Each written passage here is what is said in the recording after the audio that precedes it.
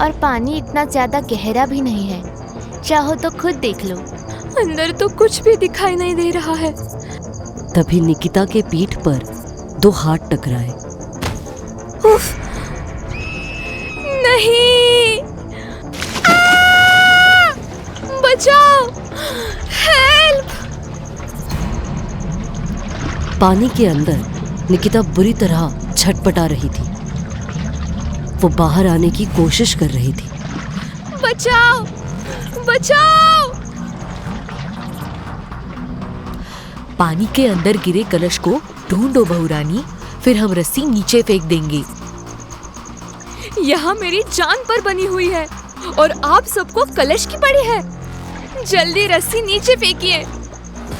तभी निकिता की नजर उस पानी पर पड़ी और उसके होश फाख्ता हो गए। Oh my God! ये तो खून है। इसका मतलब इस कुएं में पानी की जगह खून है। सहमी हुई निकिता पानी से बाहर आने के लिए लगातार हाथ पांव मार रही थी।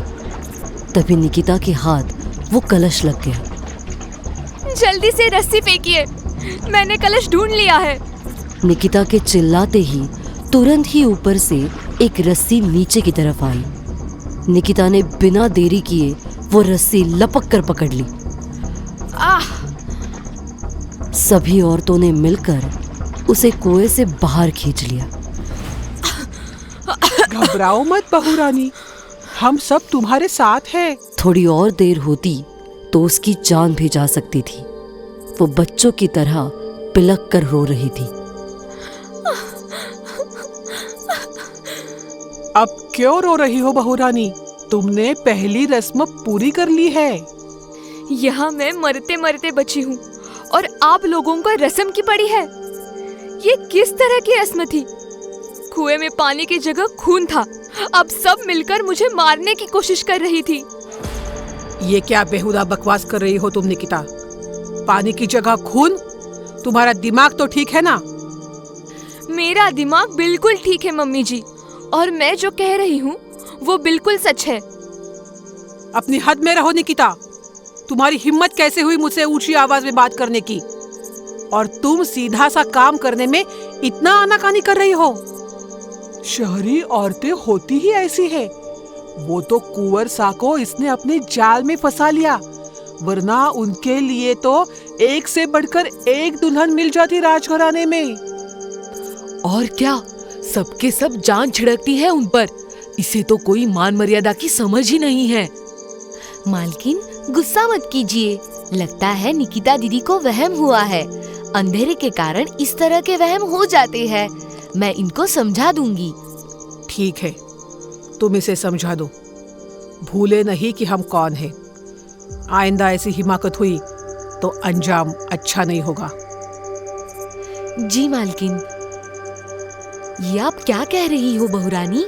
रानी माँ के खिलाफ ऊंचा बोलने की हिम्मत तो प्रतीक और पीयूष भैया ने भी नहीं की है। और आप? पर मैं सच बोल रही थी रचना। पानी में सचमुच। हम लोग बरसों से इस कुएं का इस्तेमाल करते आए हैं बहू रानी। ऐसा कुछ भी नहीं है। मगर अगर मगर कुछ नहीं बहू रानी। ये खानदान अपने रस्मों रिवाजों और परंपराओं को लेकर बहुत सख्त है। आप अगर इस पर सवाल उठाओगी तो इसे अपमान समझा जाएगा। इसलिए आपको ये रस्में तो पूरी करनी ही पड़ेगी और कोई रास्ता नहीं है। आप बहुत थक गई है बहू रानी। चलिए हवेली चलकर थोड़ा आराम कर लीजिए। निकिता लौटकर हवेली आ तो गई थी, पर अपने दिमाग से वो बात नहीं निकल रही थी। क्या सचमुच जो कुछ भी हुआ था वो मेरा वहम था? पर मैंने सब अपनी आंखों से देखा था। वो मेरा वहम कैसे हो सकता है? मैं कहीं पीयूष की पहली बीवी की तरह पागल ना हो जाऊं। मुझे पीयूष से मिलकर सब कुछ बताना ही होगा। अब वही अपने परिवार को समझा सकता है। मुझे यकीन है कि वो मुझे इन अजीबोगरीब रस्मों से बचा लेगा। पर जैसे ही बाहर निकलने के लिए दरवाजा खोला, सामने सुमित्रा खड़ी थी। मम्मी जी, कहाँ जा रही थी तुम? कहीं तुम पीयूष से मिलने तो नहीं जा रही थी? वो मैं आपसे मिलने आ रही थी। मुझसे मिलने? पर क्यों? मैं बहुत शर्मिंदा हूँ मम्मी जी। मैंने ऊंची आवाज में आपसे बात की, मुझे माफ कर दीजिए। मैं बहुत डर गई थी। देखो बहुरानी, जो प्रथाएं तुम आज निभा रही हो वो मैंने और प्रतीक की पत्नी ने भी उसे निभाया है। शुरू शुरू में मुझे भी डर लगता था, पर देखो वक्त के साथ सब ठीक हो गया। तुम्हें भी आदत हो जाएगी। ऐसी जानलेवा कोई प्रथा होती है क्या? पानी दिखाने के बहाने मुझे कुएं में धक्का दे दिया, और कुएं के अंदर जो कुछ भी मेरे साथ हुआ वो क्या था? बहुत अजीब है इनकी प्रथाएं, लेकिन मैं इन्हें शक नहीं होने दे सकती। मैं कुछ भी कहूंगी तो ये लोग मेरी बातों का विश्वास नहीं करेंगे। आप सही कह रही है मम्मी जी। मैं वादा करती हूँ आगे आपको शिकायत का कोई मौका नहीं दूंगी। सारे रस्में अच्छे से निभाने की कोशिश करूंगी।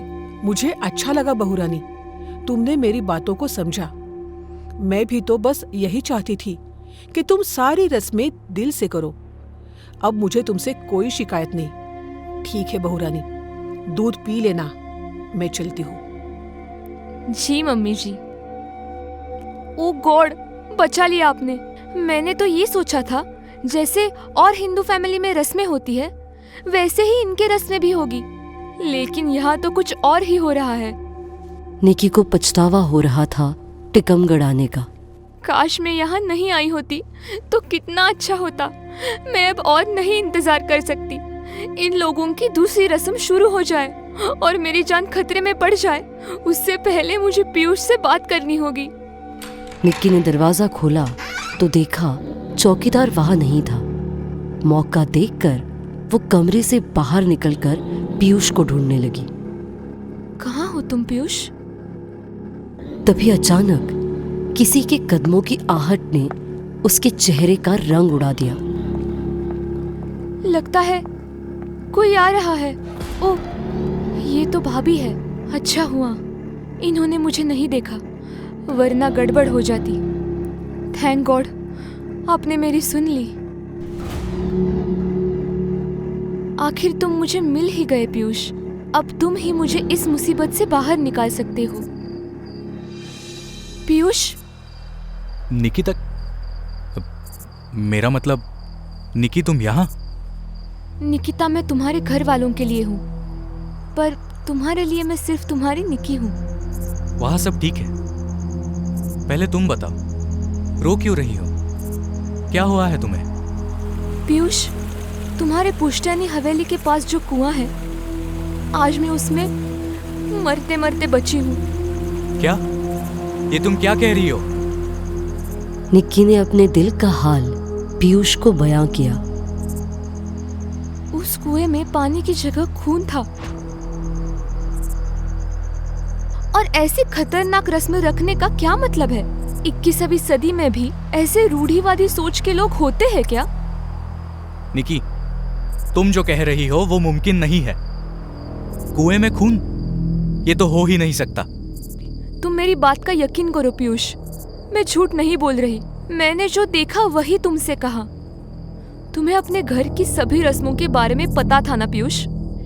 फिर तुमने मुझे क्यों नहीं बताया? मैंने कोशिश की थी, पर तुम्हें ही यहाँ आने का मन था। तुमने ही तो जिद की थी यहाँ रहने की। तुम्हें ही शौक था इन रस्मों को निभाने का। उस वक्त मुझे पता नहीं था पीयूष कि तुम्हारे घर की परंपराएं इतनी अजीब और डरावनी हैं। अब मुझसे ये सब नहीं होगा। मुझे यहाँ से ले चलो। अब ऐसा नहीं हो सकता निकी, तुम्हें ये सारी रस्में निभानी पड़ेगी। इसका मतलब तुम्हें मुझे मेरी जान खतरे में डालना मंजूर है, लेकिन अपने परिवार के खिलाफ जाना नहीं। मुझे जो कहना था मैंने कह दिया। तुम्हारे बार बार पूछने से मेरा जवाब नहीं बदल जाएगा। तो ठीक है पीयूष, तुम अपने परिवार का साथ दो। अब जो करना है मैं खुद अकेले ही करूंगी। पीयूष की बातों से आहत होकर निक्की वापस अपने कमरे में चली गई। उसे पीयूष की बेपरवाही पर बहुत गुस्सा आ रहा था। उसे तो कोई फर्क नहीं पड़ता कि मैं जीऊं या मरूं। पीयूष यहाँ आने के बाद से कितना बदल गया है। सोचा था मेरी शादी एक शाही परिवार में हुई है।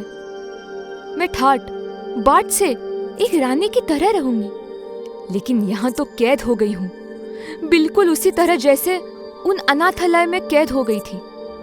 बचपन की यादों में खोई हुई निक्की वो मनहूस दिन याद कर रही थी जब वो अनाथ हुई थी।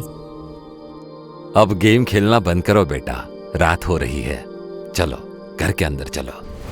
तुम्हारे पापा सही कह रहे हैं, तुम्हें सुबह स्कूल जाने के लिए भी जल्दी उठना है ना। थोड़ी देर मेरे साथ खेलिए ना पप्पा मम्मी, प्लीज। निक्की, ये गलत बात है बेटा। अच्छे बच्चे अपने पेरेंट्स की बातें मानते हैं। जाओ घर के अंदर। बचपन से ही निक्की अन्य बच्चों से ज्यादा जिद्दी और गुस्सैल थी। वो हमेशा अपने ही धुन में रहती थी। आप दोनों बहुत बुरे हो मम्मी पापा, आपने मेरी बात नहीं सुनी। निक्की टेरेस पर जहां बैठी थी वहां बिजली का तार था जो निक्की के बिल्कुल पास था।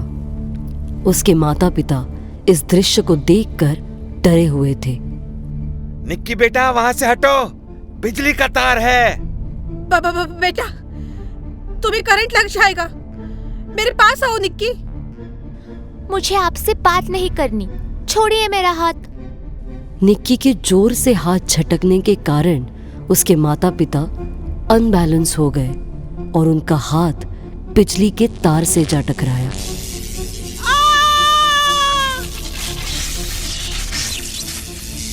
Mummy papa. निक्की की चीख सुनकर आस पड़ोस के लोग उसके छत आ गए थे। जब तक डॉक्टर्स वहां पहुंचे काफी देर हो चुकी थी। पड़ोसियों ने निक्की को अनाथाश्रम वाले के हवाले कर दिया, पर निक्की जाने को तैयार नहीं थी। मैं कहीं नहीं जाऊंगी, मुझे अपने घर में ही रहना है। हमारे साथ चलो बेटा, वहां तुम्हें तुम्हारे जैसे बहुत से दोस्त मिलेंगे। निक्की अब दुनिया में अकेली रह गई थी। अनजाने में ही सही, पर उसके हाथों अपराध हो गया था। उस वक्त मैं बेबस और लाचार थी, लेकिन अब मैं अपने आप को हालात के हवाले नहीं करूंगी।